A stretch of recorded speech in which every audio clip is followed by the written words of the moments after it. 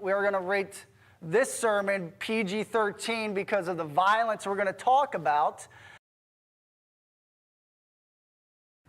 So John Wesley, he's on his horse, riding through the woods, probably down the trail in the woods, and he's thinking about life, and it dawns on him, he said, whoa, it's been 3 or 4 days since I've been persecuted.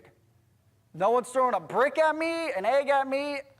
Have I done something? Have I lost the Lord's favor? This is the Methodist preacher's thinking. So he jumps off his horse, and he gets on his knees, and he cries out loud. He says, God, he says, show me, have I done something to lose you? Well, there's a guy across the street, a rough fellow, and he's watching John, the Methodist preacher, and he goes, I'm going to fix that fella. He picks up a rock, and he chucks it at him, and barely misses, and John Wesley goes, oh, thank God, you're still with me. I mean, like, how would we respond if someone took a rock and aimed at your head and threw it at you because you said you were a Christian? How would you respond? What would you do? I mean, like, I've had eggs thrown at me, but even then I was so young, I was like, oh, an egg, where's the bird? You know, I really didn't fathom why eggs are being thrown. How would you respond? We hit a passage in Scripture, guys, that really, it creates friction in a dark and evil world. When darkness encounters light, when hate encounters love, when evil encounters good, there's friction. And we'll see next week that it's so much friction that it heaps burning coals on our enemies' heads. Okay, and there's many ways you take that, but I think ultimately that the shame of their evil is revealed when evil's overcome with good. But when God tells us to overcome evil with good, I mean, do we get that? Do you really get the depths of that command? Of how you as a child of God should react when someone treats you wrongly. Be it for your faith or be it generally in life. We're told to overcome evil with good. But I don't think we get the depths of this command if we can't wrap our minds around the evil. What I want to do today is a little different because I'm going to spend a lot of time giving you stories because I want to bring this evil to life. Okay, I want it to resonate inside of us, the evil that can happen. So that next week we can begin to look at the good and how the good really just penetrates right through the darkness. But in our Western culture, I don't think we really get the depths of evil that can be committed against Christians. I mean, we hear the stories, but they don't move us maybe like they used to. They don't change us. They don't change our theology of evil and good because we're so distant from them. And so I want to give you just several stories, historical stories and modern day stories of persecution that's happening in the church. But 1 John 3:13 says, brothers, do not be surprised when the world hates you. Do not be surprised when the world hates you. Well, because it hated Christ. And we are becoming Christ-like. And the more you mature in your faith, the more friction you're going to have in the world. 1 Peter 4:12 says, beloved, do not be surprised at the fiery trial when it comes upon you to test you, as though something strange were happening to you. Peter says this is life. This is your new life. This is what's going to happen. Fiery trials, be it life going upside down, or be it you're being persecuted for your faith. I'll tell you what we can count as strange is in our Western world is a relatively peaceful environment about Christianity. And not just peace, but we have some amount of protection that's built into the government, which is unheard of.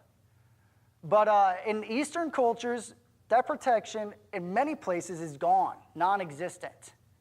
And we'll hear some stories today of what that really looks like. To set this up, though, I want to take you back to the first century. All right, we're going about 60 AD. Okay, so that's where we're going to be heading to start off. But guys, persecution is not new. It didn't just come on the scene like with Nero, first century AD. Queen Jezebel, Old Testament, slaughtering the prophets of God. Jeremiah tossed into a well.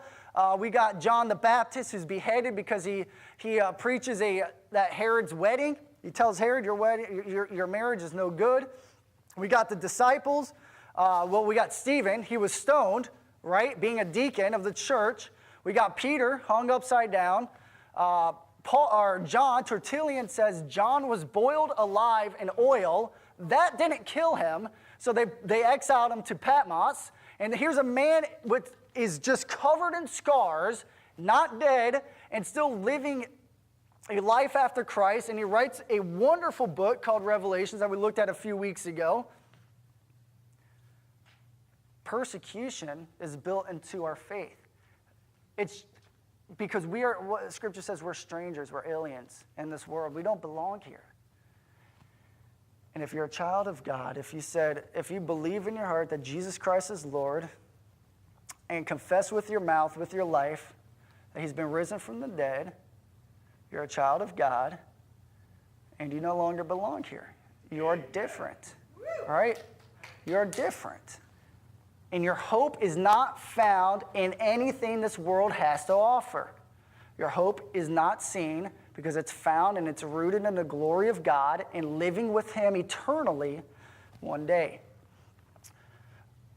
First century AD. All right, first century, 60 AD. What was the culture like? All right, today we've got the entertainment culture. Today's entertainment culture, right? We got like 007 and we've got the Bourne movies. We like violence in our entertainment. We like to see people get blown up. We like to see cars crash and etc. And we have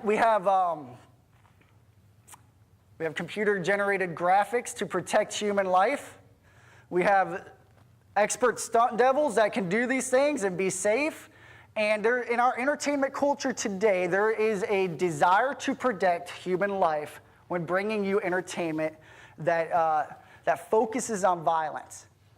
Well, they had that same desire in the first century. They wanted violence, they wanted to see it, and they wanted to watch it live. I want to read to you an excerpt to give you an idea of what this was like. Because if we understand the entertainment culture, we can begin to understand the persecution that evolved out of the first century. It says art must know. This is talking about around Nero's time, 60 AD. Art must know nothing of morality and must accept and rejoice in a so-called healthy animalism. Comedy must be actual shame, and tragedy, actual bloodshed. When the play of Aphrenius, called the conflagration, was put upon the stage, a house must really burn and its furniture plundered. They wanted it live. Reality TV brought right in front of them. That comes from a book called Studies in Early Church History. And so what they would do is, they needed people that they could use as victims. They needed people that they could use to be entertained. And who better than Christians, especially Christian slaves? We got a dude named Nero who was emperor about 60 AD, towards the end of Paul's life, and he ushered in the first wave of Christian persecution. Okay, I'm gonna give you a lot of church history. Hang in there. He ushered in the first wave of Christian persecution. But here's how it started. A fire broke out in Rome about 64 AD. Okay? 4 days later, it was extinguished, but then it started up again. People started thinking Nero, the emperor, started this fire. He had some agenda, and he started it. Nero, to get the focus off him, placed the blame on Christians. And so now Christians became the target of persecution because they were blamed for starting this Roman fire, this fire in the city of Rome. That gave Nero the right to prison them, enslave them, and utilize them for these spectacles in order to be entertained. So much so that he would open up his gardens on his own grounds to be used for some of these spectacles. I want to read to you again from Dr. Farrar. Why are all these hard names? I practice them 100 times. I just never get them. So this is what he says about those times. He says, imagine that awful scene. You're in Nero's gardens. Once witnessed by the silent obelisk in the square before St. Peter's at Rome. There where the vast dome now rises was once the gardens of Nero. They were thronged with crowds, among whom the emperor moved in his frivolous degradation. And on every side, men were dying slowly on their cross of shame. Along the paths of those gardens, on the autumn nights, were ghastly torches, blackening the ground beneath them with the streams of sulphurous pitch. And each of those living torches was a martyr in his shirt of fire. And in the amphitheater, heard by in the sight of 20,000 spectators, famished dogs were tearing to pieces some of the best and the purest of men and women, hideously disguised in the skins of bears and wolves. So what they would do was, as they got these Christians in prison, in order to light the streets, they would mount them live on the top of a pole and set them on fire. And so you would walk down the gardens, Nero's gardens, and on each side of you were burning people that professed their faith in Christ and that would choose to refuse to recant God's name. Well, you walk down the street and you've got people set on fire, and you walk into an amphitheater that can hold 20,000 people to watch more people being eaten alive as they're dressed in wolf skin, bear skins, and they're set out loose, and they toss lions out there, and they're eaten alive. Why? Because of the faith that we have. There's two people that come to mind. Pontanus, in 170 AD, a second wave of Christian persecution came in under Marcus Aurelius. Pontanus was 90 years old. Okay? He's arrested for his faith. Guys, he was no enemy to the world. But the devil saw him an enemy to the devil's kingdom at that age, ripe old age, that he was such a threat that they beat him, they tortured him, they tried all different type of experimental tortures on him, and he eventually died. But there's one girl that really kind of pricks my heart. A slave girl named Blandina, all right, about 13, 14 years old. She was young, she was fragile. She was a slave girl to a Christian master.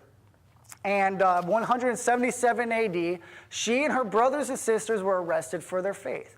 In the Roman culture, one of the benefits of being a Christian in the Roman culture, if you were a Roman citizen and a Christian and you were imprisoned and you did not recant your faith, they would decapitate you. That was the benefit of being a Roman citizen, a quick death.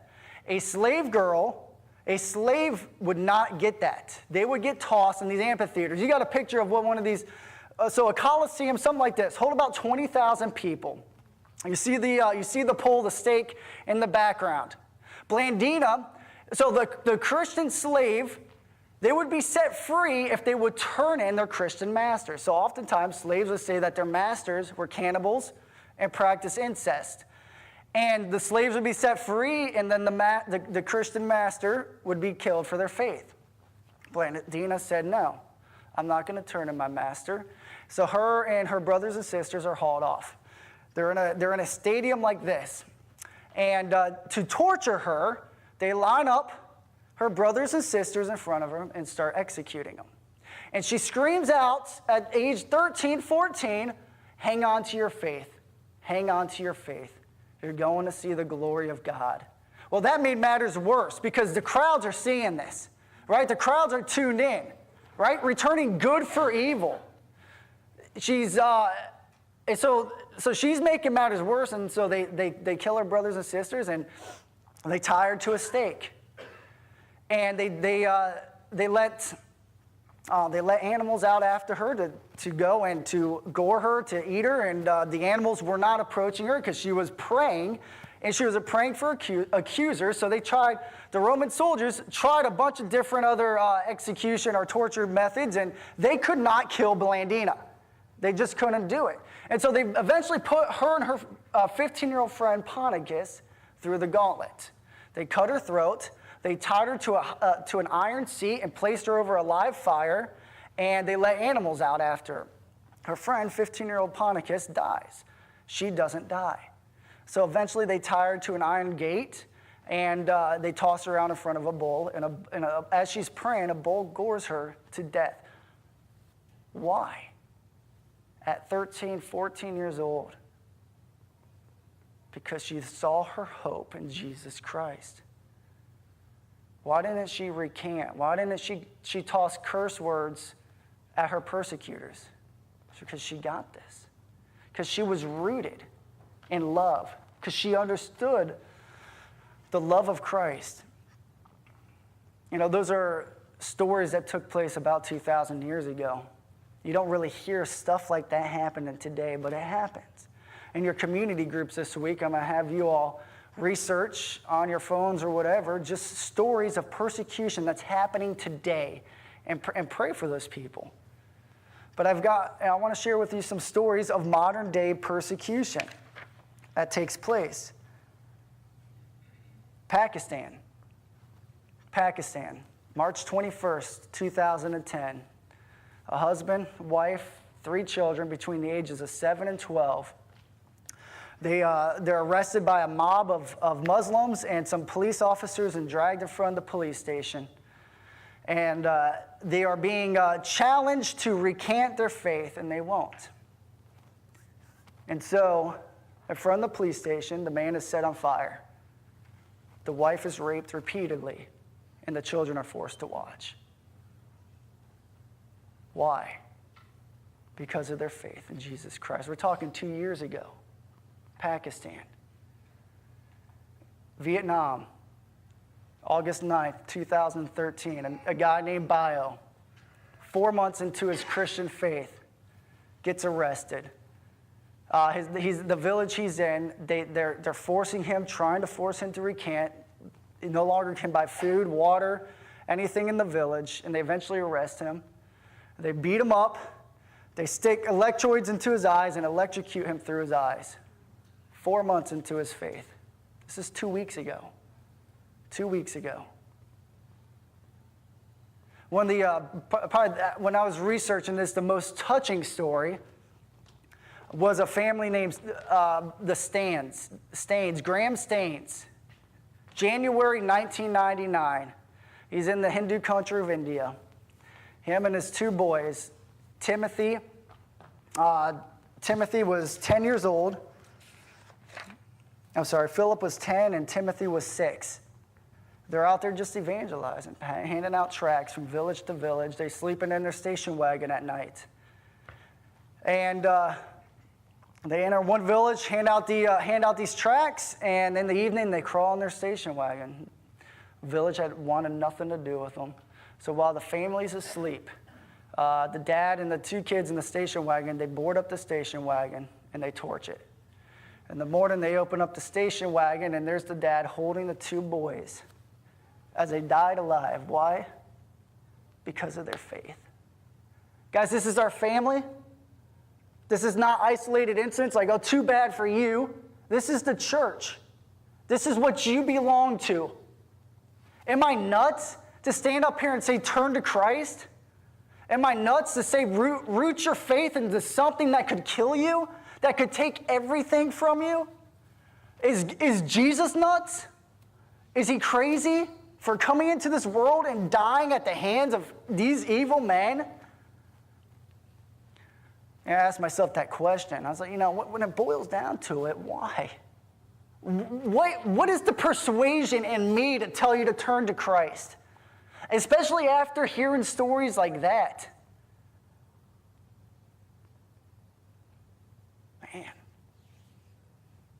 there is no worldly persuasion, is there? I got nothing to offer you. This popped into my mind. Maybe I'd be willing to endure momentary affliction, momentary pain, to latch onto the hope of eternal glory. I guess the opposite is also a choice. I could endure momentary peace, tranquility, right? Peace with the world, to have the Lord's vengeance poured out on me for eternity, to experience the wrath of God for eternity. I mean, like, that's, to me, the only persuasion I could find.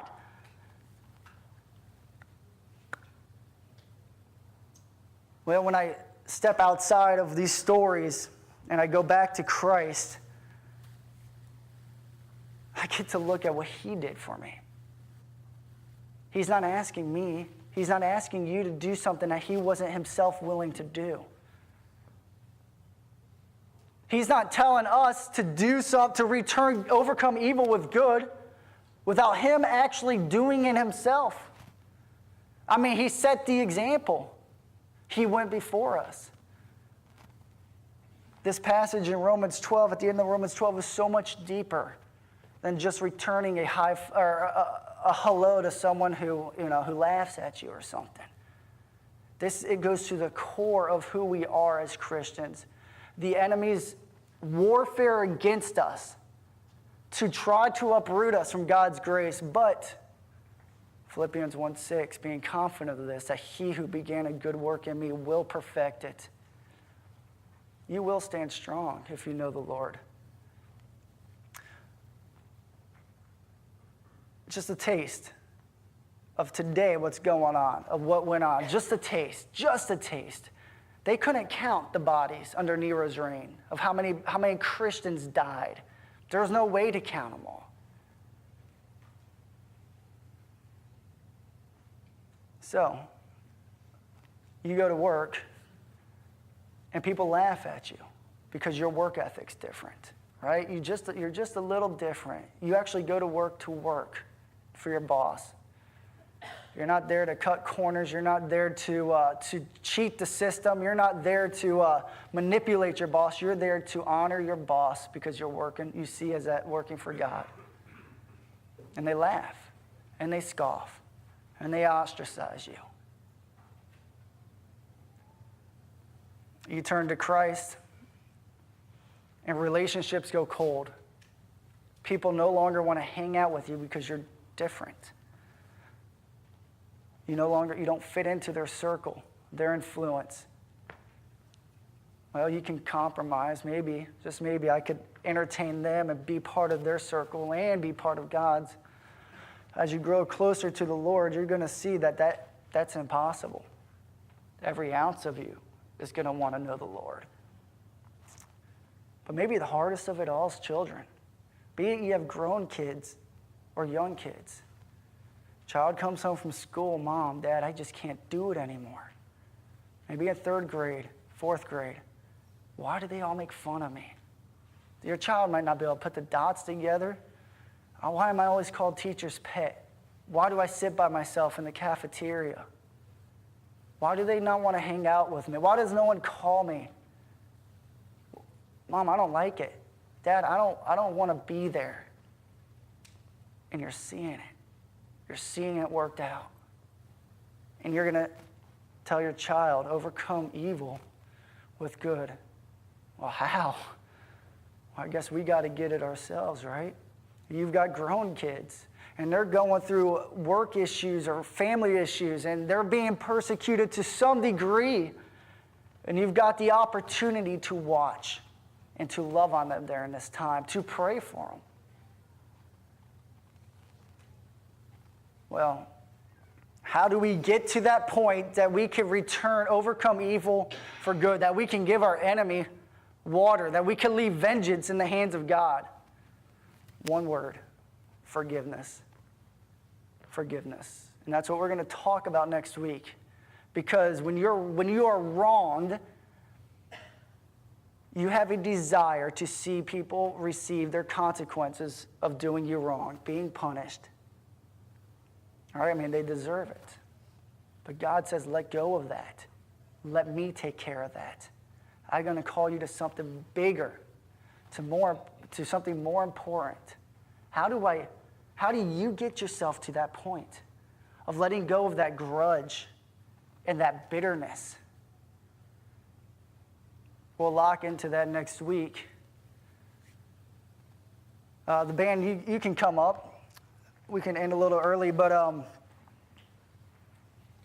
it really starts with this song we're about to sing. Came to my rescue. That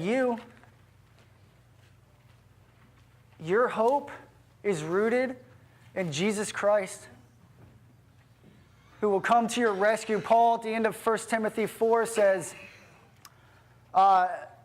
he's telling Timothy, I'm about to die, I'm about to give it all, but the Lord will deliver me from the hands of my enemies, and he will bring me safely into eternity.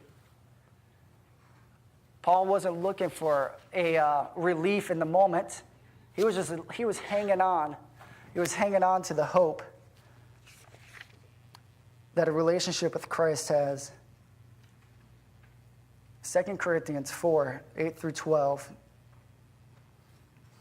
I'm going to read this. I'm going to personalize it as I read it, because maybe this is you. I'm afflicted in every way, but not crushed. Perplexed, but not driven to despair. Persecuted, but not forsaken. Struck down, but not destroyed. Always carrying in the body the death of Jesus, so that the life of Jesus may also be manifested in my body. Stop there for a second. Isn't that amazing? Right? The persecution, the suffering you go through is a reminder of the death of Jesus Christ in you. And in that sense, you carry the hope of the life inside of you. It goes on, it says, For we who live are always being given over to death for Jesus' sake. Always given over to death for Jesus' sake. To some extent, you have to put to death this life in order to embrace eternal life. Be it death of friendships, of emotions, be it death of persecution, people taken from you, life. Always being put to death for Jesus' sake, so that the life of Jesus also may be manifested in our mortal flesh. Because as you die, the more you die to your flesh, the more Jesus Christ is seen in you and through you. The more you return good for evil, light in the darkness, the more people see the life of Christ, and the more they see the death and stank of their flesh. So death is at work in us, but life in you. Paul knows one day he's going to face martyrdom. He says, I'm willing to do that in order to bring the message of the gospel to you. I'm willing to take it all in order to bring you to life. Ponticus, Pontius, Blandina, Bio, Graham Staines, Timothy Staines, Philip Staines, all willing to face death in order to bring life to who? Their enemies. Their enemies, the people that they were looking in the eyes that wanted to kill them. They said, I will die for you. So, and my hope is that you will see Jesus Christ. Are you willing? Have you answered the call on your heart to embrace this Jesus that we believe in, that we worship, that came to your rescue by hanging on a cross himself? He's gone through it himself. Are you willing to give it to him? To lean on him? You might be afflicted right now. You may be crushed, persecuted. And I've got nothing to offer you in this world, but I have everything to offer you in Jesus Christ. I challenge you to turn to him if you haven't, to embrace a life that is different, a life that is full of life. And bring hope in darkness. Bring hope on Aurora Road, in your neighborhoods, because they're going to see something different in you. They're going to see light. But it starts with you embracing Christ. And then when you do that, we can begin to let go of the bitterness, of whatever our enemies have done to us.